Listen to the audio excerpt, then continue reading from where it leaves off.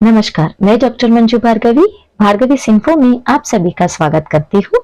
आज मैं आप लोगों को अमृतलाल नागर जी द्वारा लिखित शरद के साथ बिताए कुछ समय स्मरण का सारांश सुनाने जा रही हूँ। के साथ बिताए कुछ समय अमृतलाल नागर का एक प्रसिद्ध लघु कथा है, जिसमें मानवीय संवेदनाओं को और रिश्तों की सूक्ष्मताओं को बहुत अच्छे ढंग से चित्रित किया गया है।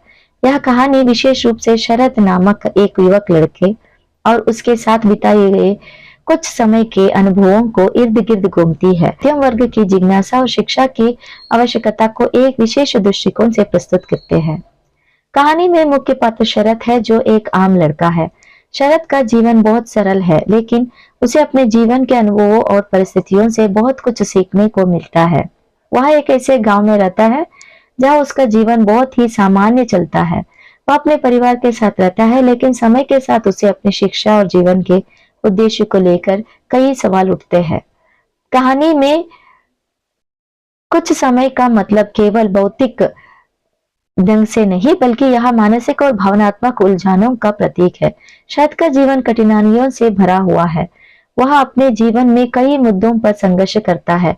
एक और जहां उसके पास परिवार का समर्थन है, दूसरी और उसे जीवन में आगे बढ़ने के लिए कई कठिनाइयों का सामना करना पड़ता है। इसमें लेखक ने शरद के दिमागी संघर्षों को चित्रित किया है और यह दर्शाया गया है कि वह कैसे मानसिक तनावों और उलझनों में उलझा हुआ है। कुछ समय के रूप में यह लेखक ने जीवन की उन मुश्किलों और चुनौतीपूर्ण परिस्थितियों को दिखाया है जहां व्यक्ति को खुद के अस्तित्व को जानने और समझने की आवश्यकता होती है।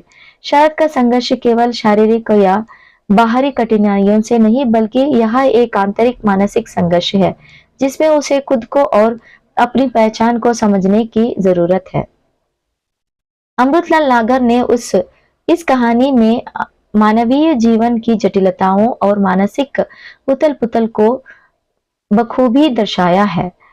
शरद के जीवन के ये कुछ समय उसके व्यक्तित्व को आकार देते हैं और उसे जीवन के प्रति एक नई दृष्टि प्राप्त होती है। यह कहानी के माध्यम से लेखक यह संदेश देते हैं कि जीवन में परेशानी और कठिनाइयां आती है, लेकिन हमें इससे डरने के बजाय इनका सामना करना चाहिए। समापन शरद के आत्म साक्षात्कार और उसकी जागरूकता से होता है। यह समझाता है कि जीवन के कुछ समय में ही इंसान का असली रूप सामने आता है। इन कठिन परिस्थितियों में इंसान अपने भीतर की शक्ति और विश्वास को पहचानता है। शरद का यह अनुभव उसे न केवल मानसिक रूप में मजबूत कर बनाता है, बल्कि उसे अपने जीवन की दिशा को समझाने में भी मदद करता है। यहाँ पर कहानी का सारांश समाप्त होता है। धन्यवाद।